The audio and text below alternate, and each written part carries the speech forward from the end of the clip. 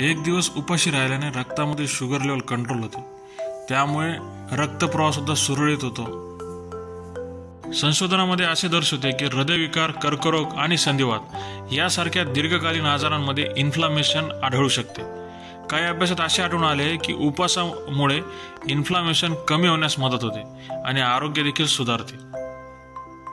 तुमचा आहार आणि जीवनशैली बदलणे हा तुमच्या हृदयविकाराचा धोका कमी करण्याचा सर्वात प्रभावी मार्ग आहे. काही संशोधनात असे आढळले आहे की आपल्या दिनचर्येत उपवासाचा समावेश केल्यामुळे हृदयाच्या आरोग्यासाठी याचा फायदा ठरू शकतो. सततच्या कॅलरी निर्बंधाच्या तुलनेत वजन कमी करण्यासाठी अधूनमधून उपवास करणे अधिक प्रभावी ठरू शकते. या व्यतिरिक्त इतर संशोधनात असे आढळले आहे की उपवासामुळे शरीरातील अतिरिक्त चरबी आणि पोटाचा घेर कमी होऊ शकतो.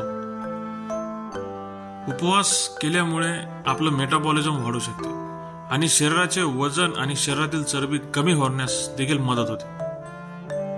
उपवास केल्याने मेंदूच्या कार्याला चालना मिळते, तसेच न्यूरोजनरेटिव्ह डिसऑर्डरला प्रतिबंध करण्यास देखील मदत होते. अमेरिकन कॅन्सर सोसायटी जनरलने असे नमूद केले आहे की अधूनमधून उपवास केल्याने काही परिस्थितींमध्ये कर्करोगाचा उपचार आणि कर्करोगाचा प्रतिबंध होऊ शकतो.